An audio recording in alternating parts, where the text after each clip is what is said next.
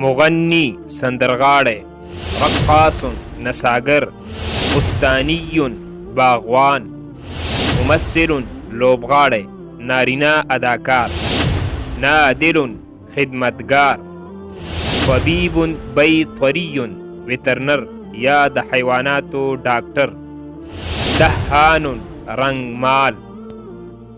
بسم الله الرحمن الرحیم. په تیرو 2 درسونو او ویډیوګانو کې مونږ د عربی د ژبې هغه الفاظ او نمونه ویلی وو چې هغه د انسان د بدن د حسو او اعضاو لپاره استعمالیدل. که هغه مو نوي کتلی نو اول هغه درسونه واورئ او زده یې کړئ. نو په نن درس کې به د عربی د ژبې داسې 50 الفاظ او نمونه ذکر کړو چې هغه د انسان د مسلکونو او دندو باره کې استعمالیږي. که تاسو عربي زده کول غواړئ یا د صرف او نحوي د زده کولو خواهشمند یئ نو بالکل یو صحیح چینل ته راغلي یاستئ. دا چینل در سره سبسکرایب کړئ د دې لپاره چې هر یو درس اول تاسو ته راشي. په نن درس کې زموږ سره اولنی لفظ دی طالبون. طالبون زده کوونکی. مدرسون ښوونکی. عالم الطبیعه ساینسپو یا ساینسدان. رئیس صدر یا بادشاہ. رئیس الوزراء وزیر اعظم. طبیب ڈاکٹر. طبیب الاسنان د غاښونو ډاکټر. طبیب العیون یا کحال. طبیب العیون او دارنګې کحال دا دواړه د سترګو ډاکټر ته ویلی کېږي.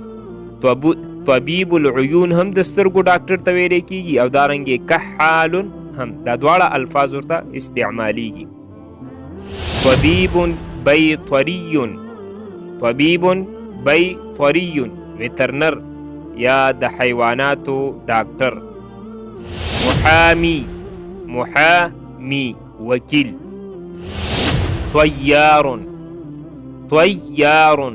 پیلوټ طیاره چلوونکي ته ویلی کېږي طیار.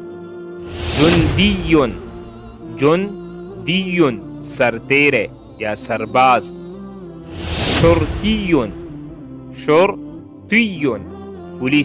پولیس ته شرطي ویلی کېږي. عسکری فوجي. حارس یا حفیر چوکیدار. حارس او حفیر دا دواړه چوکیدار ته ویلی کېږي. بواب دروازوان کم چې دروازه کې ولاړی دروازه ساتونکی. ممرضه نرسه.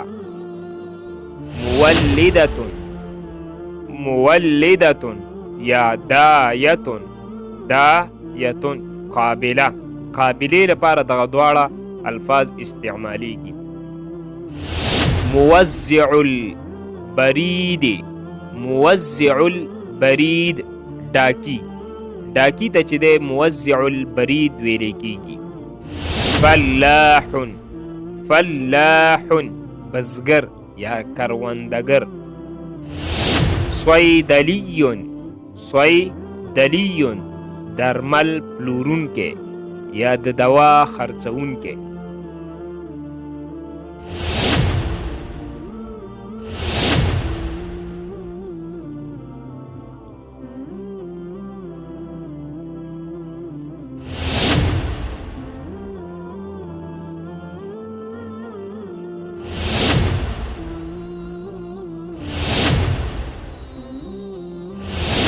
عوازن عوازن غوټه وهونکې.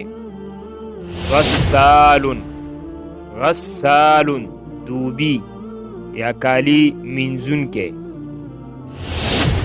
حدادن حدادن لوهار یا آهنګر، څوک ورته انګر وایي، انګر ته حداد ویلی کېږي. صائغن صائغن یا صواغن صواغن زرګر. دا دواړه الفاظ د زرګر لپاره استعمالیږي او راځي. نادلن نادلن خدمتګار، خدمتګار ته نادل ویلی کېږي. سائس الفیل سائس الفیل هاتی ساتونکې، هاتی والا ته چې دی سائس الفیل ویلی کېږي. قصابن قصابن یا جزارن جزارن قصاب. دا دواړه الفاظ د قصاب د پاره استعمالیږي. قصاب ته جزار هم ویلی کېږي، دارنګې قصاب ورته هم ویلی کېږي. پښتو کې موږ ورته قصاب وایو. سماکن سماکن کب نیونکې یا ماهی نیونکې، مایان چې نیسي هغې ته سماک ویلی کېږي. مزاحن مزاحن یا محرجن محرجن مسخره یا ټوقې کوونکې. ممثلن ممثلن لوبغاړی، نارینه اداکار ته چې دی ممثل ویلی کېږي. ممثلتن ممثلتن لوبغاړي، ښځینه اداکاره، کومه چې ښځینه اداکاره هغې ته لوبغاړي ویلی کېږي پښتو کې، او ممثله په عربي کې ورته ویلی کېږي. مغني مغني سندرغاړی. رقاصن رقاصن نڅاګر، نڅا کوونکي ته ویلی کېږي رقاص. بستاني بستاني باغوان. حمال حمال بار وړونکی. حلاق حلاق نايي.